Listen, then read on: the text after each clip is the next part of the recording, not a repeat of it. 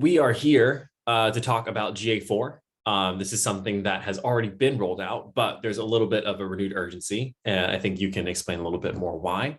But why don't we just, before we get into what GA4 is, take a step back and talk about why we're here. What sort of environments have led to this new generation of GA?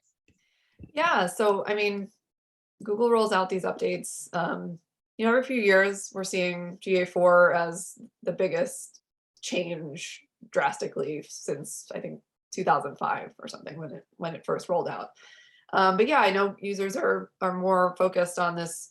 What does this mean with cookieless data, and users are being able to navigate what they can that what they want to share and what they don't want to share. So I think this, we'll get into the details, but the change is definitely necessary. And I think being able to use GA4 and just be able to take a lot more of the data and understand what it means on a whole new level. And it's really exciting. It's a really big, it's a exciting change. It's definitely different.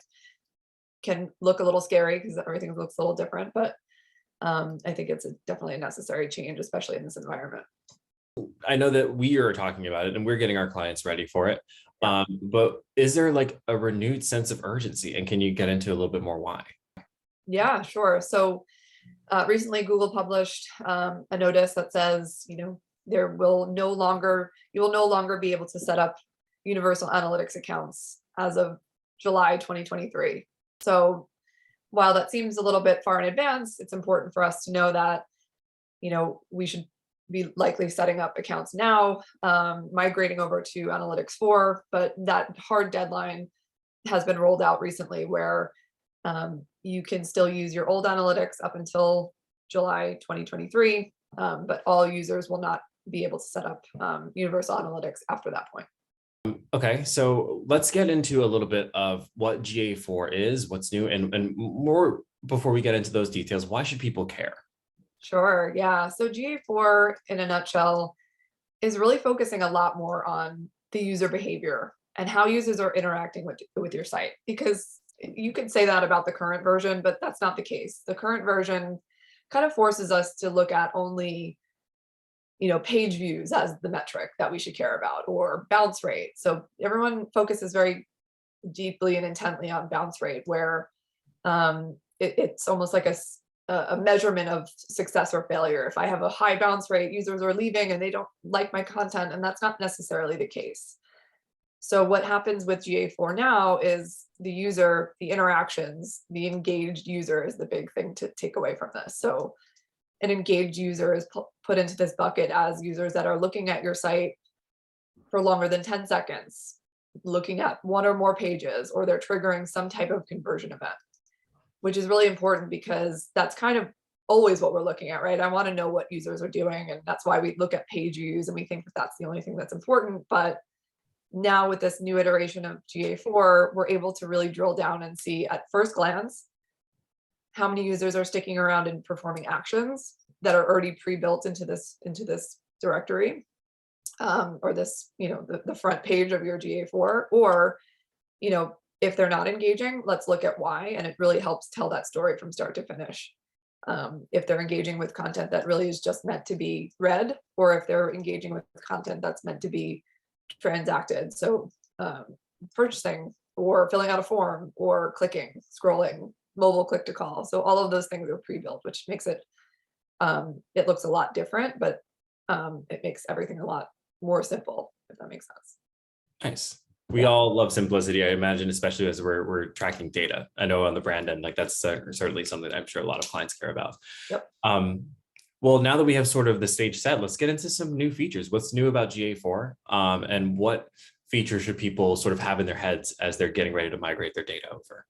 Sure. So there's a couple of things that are different. So for sites that are really large, if you're getting more than 10 million visits per month, which good for you. There used to be a cap, so you weren't able to track any data after 10 million a month. That limit is gone, so that's pretty cool. But also, I talked a little bit about bounce rate before, so that you won't see that metric anymore. And I think that's scary for some people because that's something that's really tangible, especially in paid media or, SEO, organic search, you really think that that is a marker for success. So what you'll see now is things like engaged users, which I mentioned before. You'll see life cycle. So you'll see the life cycle of a user and their kind of natural flow engaging with your content. You'll see events. So what I said before with events, previously in analytics, universal analytics, you had to manually set up these event tracking. So if I wanted to see if users are clicking, click to call on their mobile, if they're filling out forms, I would have to set up custom code tracking, bug some developers, really scratch our heads and think about, okay, what makes the most sense and how do I want to track this behavior? Abandoned carts, I wanted to track it. A lot of that is already pre-built into GA4, which is really great. So we're able to see all of that at once, and it kind of helps distinguish the difference between just focusing on page views and just focusing on conversions. Now those two are kind of merged together. So we're able to see that data in one report, which is really cool. Universal Analytics won't be sunsetted until 2023, which is over a year from now. Yeah. Well, why should people be thinking about this now? And why would it be better to get started now as opposed to, next summer? Yeah. So like I said, if you logged into GA4 today, it might be really daunting and a little scary to see, where's my acquisition? Where is, behavior? Things are labeled different. There's, buckets of information that are in totally different places. But it's great that they're giving us this much of a lead time where if we set up now, we'll get the functionality down. Tracking history will be there to be able to have that historical data, because after January 2023, Universal Analytics will no longer be collecting data. And you're not able to merge that Universal Analytics with the GA4. So you'll have two separate reports. So if we start now, we'll have a good year plus year and a half under our belt of historical data. We'll still have the Universal Analytics data, which again is great because they're allowing users to now set up the GA4 and keep the Universal Analytics running simultaneously without affecting each other. So the more data, the better, but starting it now is really important because again, we want to have that year and a half, year plus worth of information to be able to compare quarter over quarter and eventually year over year. So the sooner the better. Understood. Yes. And what should Mason Interactive clients do with this information? Yes, good question. Yeah. So account managers will be reaching out to make sure everyone's aware of that transition. We've already started moving things over. Setting up will happening soon. So we'll go over what that means because some reporting might look a little different, but we'll have plenty of time to go through that. But yeah, we're setting up all of our clients now.